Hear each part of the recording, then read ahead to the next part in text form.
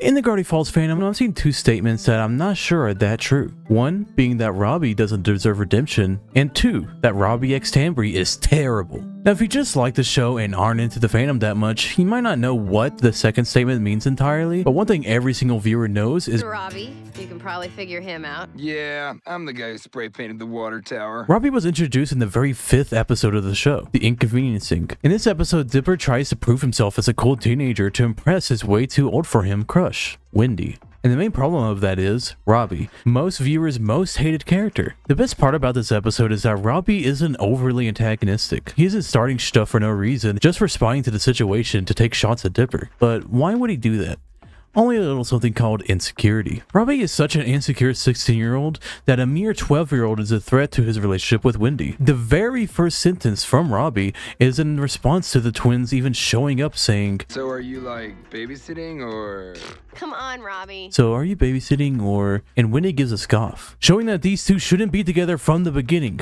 But honestly, it's kind of crazy that the group doesn't make fun of Wendy at all. Imagine bringing two barely 13-year-olds to your group of 16-year-olds. It may not seem that crazy with just throwing around numbers, but look at that height difference. These are literally high schoolers hanging out with middle schoolers. Yeah, I'm the guy who spray painted the water tower. Oh, you mean the big muffin? It's a giant explosion? Robbie, that looks so much more like a muffin than an explosion. I'm sorry, but it's true. But because of this one interaction, I guess Robbie decided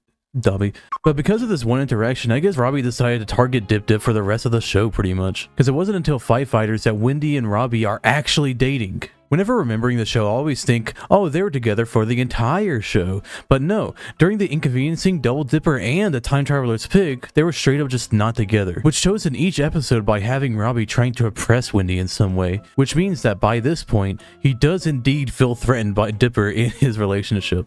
Which we may make fun of, but Dipper did literally go back in time constantly just to try and impress Wendy. If Season 1 Dipper knew that Wendy wouldn't date him because of an age difference, he definitely would have 100% aged himself up for an episode before realizing he'd rather grow up at a normal pace. So in this pre-dating Wendy phase, what bad can we see from Robbie? Besides what we said before about being protective of a girl he likes.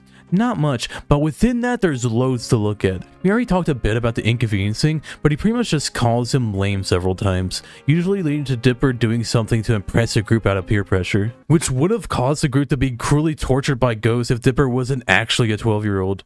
They were going to do this tonight anyways. If Dipper and Mabel didn't join them, they'd be deleted. In Double Dipper, he literally doesn't do anything to Dipper directly, just trying to impress Wendy with his guitar. So Dipper decides to clone himself several times and have two of the clones steal Robbie's bike.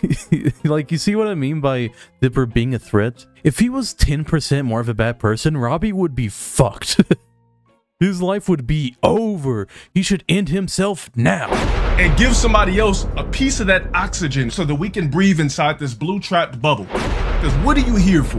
Wendy and Robbie finally started officially dating at the end of Time Traveler's Pig, after Dipper gives up trying to impress Wendy so that Mabel can have waddles. Which won't be the last or first time Dipper giving up something for Mabel, though in this case it's actually not worth it for Dipper and way more worth it for Mabel. I mean, like, it's waddles, you know? So now for the actual dating Wendy phase. You may be thinking he was annoying before, but this is where he takes the cake of being a dingle snatcher. Fight Fighters.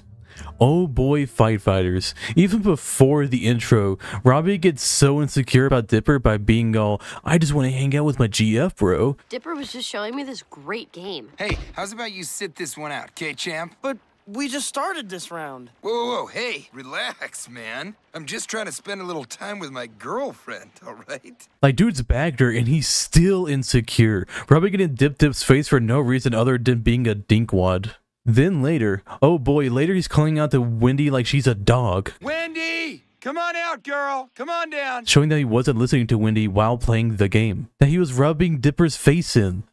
Meaning that he literally was thinking about how cool of a burn that was, that he didn't even pay attention to his girl. He was thinking, you know what would make Dipper jealous? Is if I brought her closer to me and gave him a side eye.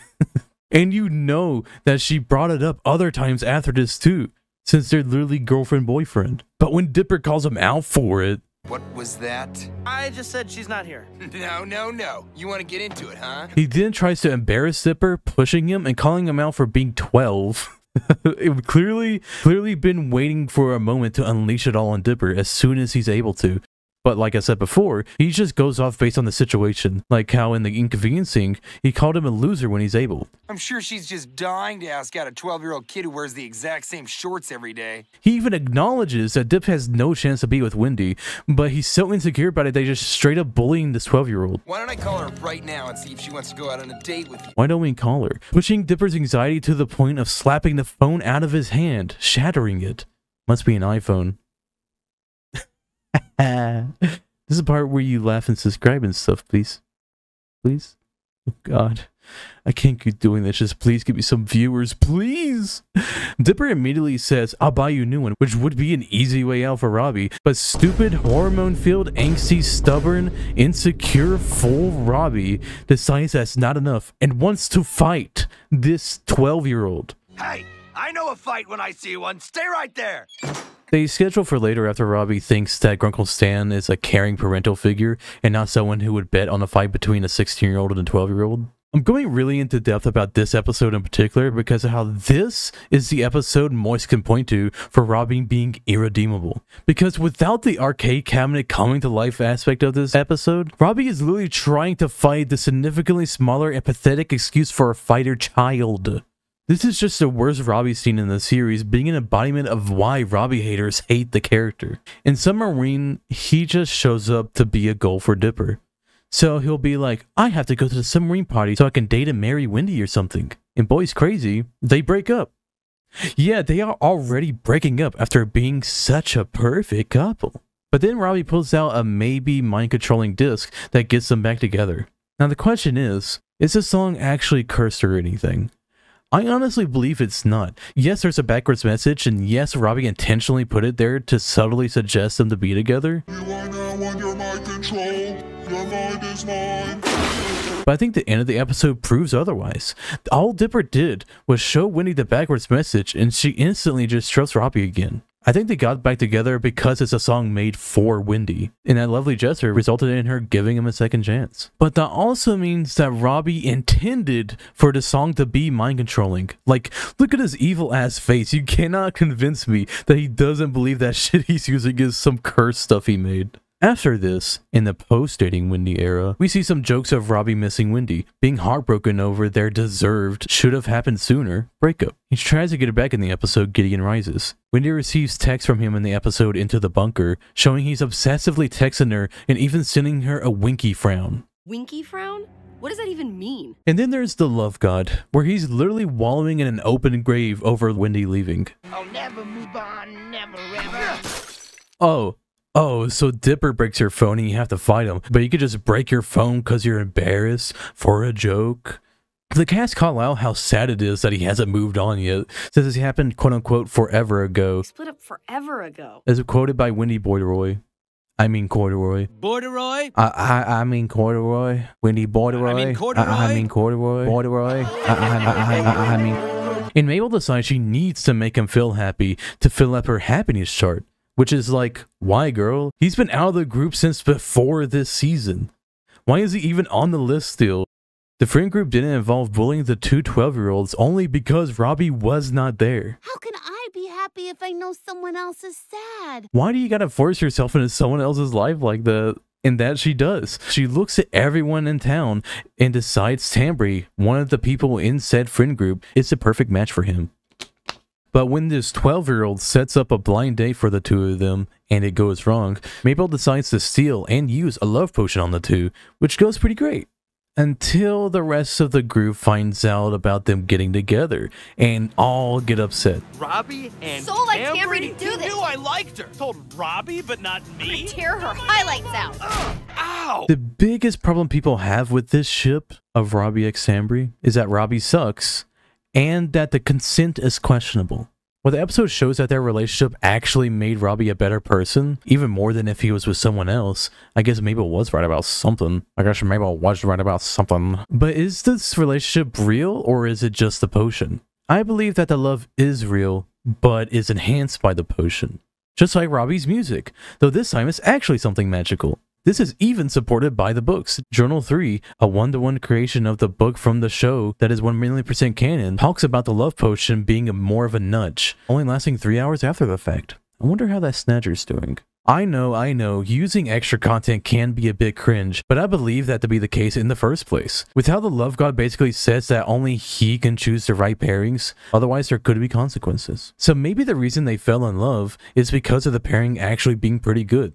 The potion doesn't just change their personalities to love each other and that's it. They still have their base character quirks, but within an actual stable relationship, and actually able to talk to each other, so just dismissing each other. And I mean, definitely out of everybody in the cast to be with Robbie, Tambry is a perfect pick. But is that good enough to be a redemption? I honestly believe so. Yes, of course it could be better. We all wish we could have more episodes of Pacifica's redemption, but one can only dream when it comes to Gravity Falls. The only reason Robbie has been a bad person in the past is his unrequited want to be with Wendy, but he doesn't truly love her. Even being with her, he was a terrible manipulative guy who only saw her as a trophy to have and protect. He cared more about showing her off than actually listening to her, rather beat up a 12-year-old than face his shortcomings. But with Tambry, it seems like actual love. Like he wants to be with her, and isn't overly protective of her. I believe that Mabel actually redeemed Robbie, and made the entire group happy. With the help of Thompson, of course. All according to plan. Robbie's biggest problem was pride, and true love solved that. But with that being said, much like many other interesting ideas that the show doesn't go into enough, this needed more episodes. Like an episode to show Robbie has actually changed and trying to be better. So that way the love potion doesn't just fix everything for him. The best redemptions, hell, even any redemption, shouldn't just come from an outside forces. There should also be the person themselves who be willing to change. The potion just kind of skips the will part for the hardest, biggest first step of being a redeemed character. That's why I believe all it would take is another episode showing Robbie earning it, so that way he could hold the weight to the giant leap that the potion skipped over in terms of him changing himself. And that's why I believe that this was enough to make me not mad about this episode, unlike how most people are. The title of this video was in response to Kitty Monk's and Sarcastic Chorus's video on why this ship and redemption are both bad. But I decided to not make the whole video calling their opinions wrong or invalid like I originally thought when I made the title and idea for this video. Instead, I decided to do my own thing and make a video and saying my thoughts about it all, instead of just being us watching a clip and then counterpointing and or agreeing with them.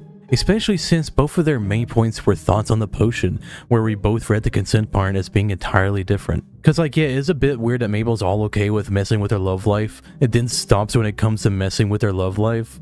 I think the point is that it'll turn into messing with their love life over and over until everybody just snaps. I'm gonna tear her highlights out. It just didn't come across because the love life between characters isn't the writer's strong suit. I mean, the other worst episode was also weird to bad shipping. So who knows what would have happened if Pacifica had an actual follow-up episode. And I think that if Love God explained that the effects weren't forever and instead a nudge like I and the journal said earlier, then I think this episode would have been basically no complaints other than redemption not being overly earned. But if I thought and believed that the show was saying that the love potions are literally just mind control, then I would also think this episode sucks. But I honestly believe that wasn't what was meant, and not how I saw the episode at all. No hate or disrespect to those creators at all. I respect them a lot as content creators. I see this video as inspired by them rather than a plain old critique of their critique. So anyways, comment what you thought. See ya!